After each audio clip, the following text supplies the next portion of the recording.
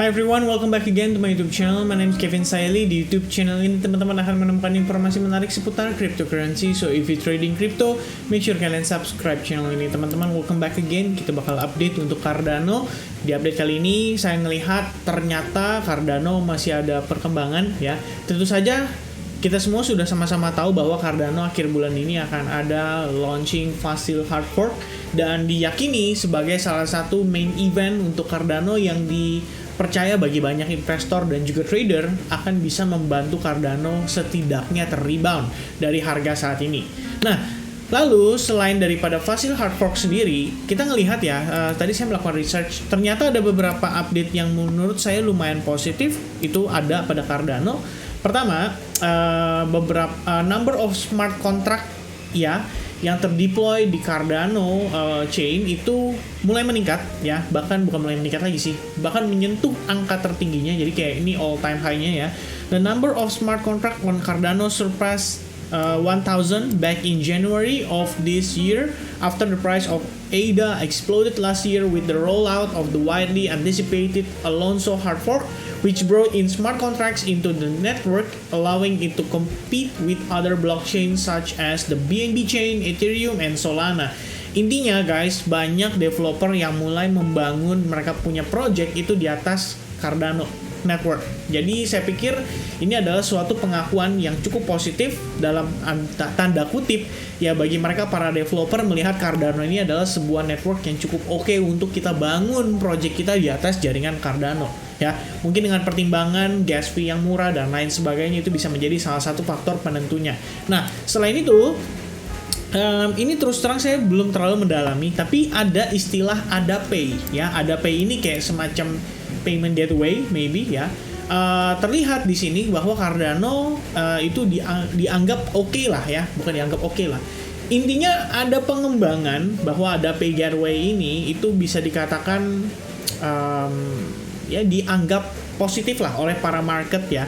Dan yang mau saya highlightnya sebenarnya bukan di AdaPay-nya sendiri ya. Intinya kita ngelihat di situ adalah satu poin yang cukup positif dari jaringan Cardano, dan yang sudah pasti adalah ini ya statement yang saya suka, yaitu Cardano tetap melakukan ekspansi walaupun kondisi kripto saat ini bisa dikatakan memasuki crypto winter. Jadi ini menurut saya adalah beberapa poin yang kita perlu mark di kita punya pertimbangan kenapa kita harus punya Cardano dalam aset portofolio untuk maybe jangka panjangnya kita ya. Kalau saya pribadi sih saya penilaiannya seperti itu. Kadang saya nggak terlalu banyak mendalami ya daripada si project-projectnya, karena saya lihat yang paling majornya aja kayak si Fossil Hard Fork sendiri, gimana Fossil Hard Fork ini bisa memberikan dampak terhadap market ya, terutama buat mereka yang pengen membangun project mereka di jaringan Cardano. Apakah ini akan dianggap positif atau negatif? Apakah hard fork-nya ini nantinya itu menyebabkan jaringan Cardano jadi sering bermasalah atau justru akan jadi lebih ramping dan lebih memudahkan lah untuk para project developer bisa membangun project mereka di atas jaringan si Cardano. Jadi itu adalah pertimbangan saya ya. Jadi ini di luar dari AdaPay.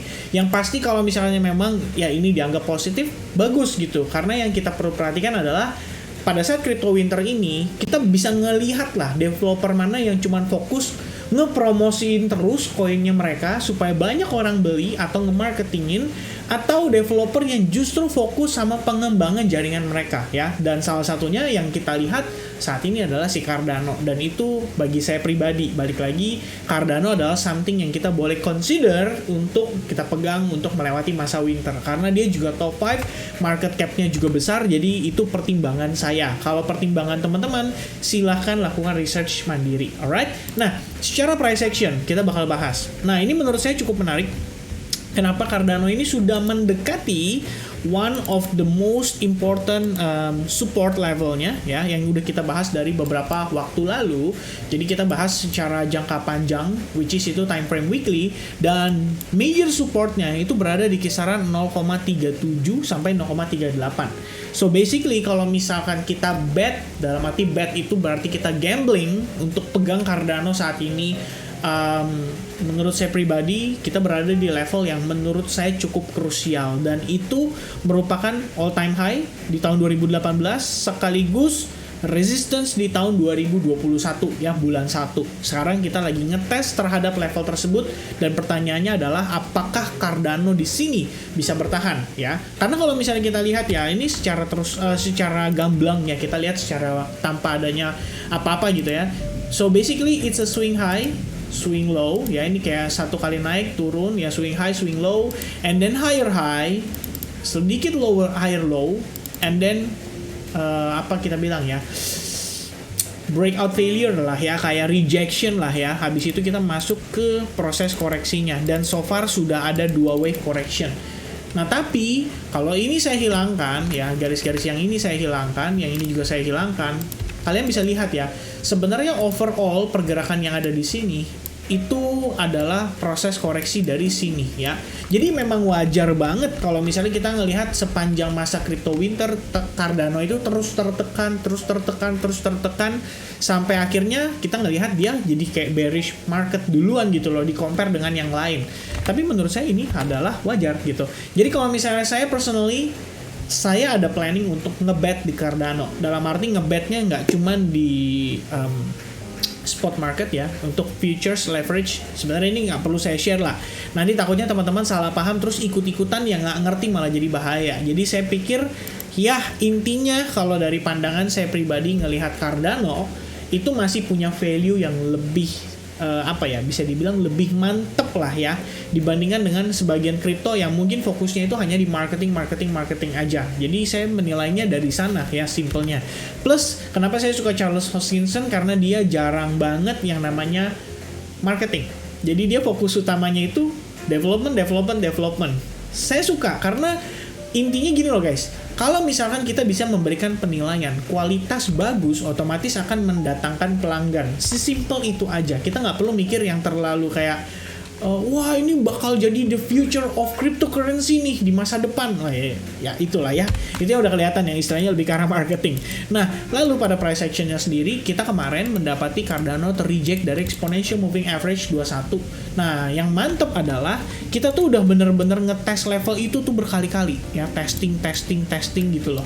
Tapi kita nggak ngelihat selling pressure-nya tuh jadi sangat signifikan seperti market crypto lainnya. Misalnya contoh, kita pernah bahas di Bitcoin ya, ketika dia testing terhadap exponential moving average 21, kalian bisa lihat ya, boom, ngetes dropnya signifikan, boom, ngetes dropnya signifikan, reaksinya lumayan signifikan. Tapi tidak untuk Cardano untuk saat ini, mungkin karena euforianya yang dibuild, yaitu si Fossil hard fork sendiri. Jadi kita sama-sama lihat ya posisinya bagaimana Cardano akan bereaksi dan merespon dari kabar baik tersebut. Yang pasti untuk saat ini kita melihat dari segi price actionnya terdapat sebuah atau potensi ya, ini saya katakan sebuah potensi membentuk semacam falling wedge pattern. Nah, yang perlu ditandain sama teman-teman adalah lihat seberapa kuat sellersnya, makin lama itu makin slowing down ya, makin lama makin slowing down, yang artinya momentumnya itu soon maybe akan segera habis, karena kita juga memang dekat dengan area major supportnya. Jadi itu at least pertimbangan saya terhadap Cardano ya. Kita sama-sama lihat bagaimana pergerakan Cardano menjelang akhir bulan ini. Hopefully dia bisa maintain lowest price-nya pada kisaran tanggal berapa ini? Ya, kisaran tanggal 12 Mei, which is this is our support area. Kalau misalkan secara price action time frame 4 jamnya, itu kita bisa lihat area yang mungkin direvisit oleh si Cardano adalah di kisaran $0.4. Dan mudah-mudahan sih kita bisa lihat dia reverse dari sini ya. Kalaupun kita dibawa turun ke bawah sana, mudah-mudahan kita soon bisa ngelihat dia reverse. Nah, tambahannya adalah dari segi time frame hourly-nya, kita di sini ngelihat ada sebuah order block ya, which is ini adalah satu buah area yang kita bisa pertimbangkan sebagai resistance kita. Which is kalau Cardano berhasil break dari sini, berarti mungkin dalam jangka waktu pendek kita bisa ngelihat Cardano relief rally terlebih dahulu ya. Selebihnya kalau misalnya breakdown dari sini, otomatis ya kalian udah tahu ya tadi potensi target yang saya sudah mention, yaitu di kisaran $0.4. Alright, so I think teman-teman itu aja untuk update seputar Cardano. Thank you so much buat teman-teman yang udah nonton update ini. Semoga kiranya ini bisa memberikan manfaat yang positif dan bisa memberikan insight atau referensi buat teman-teman analisa. Dan satu lagi sedikit reminder saya, tonight kita akan melihat adanya CPI, jadi nanti malam update Bitcoin akan saya iringi dengan update untuk CPI juga. So once again, thank you very much, God bless everyone, sampai ketemu lagi di update berikutnya. Cheers, bye-bye.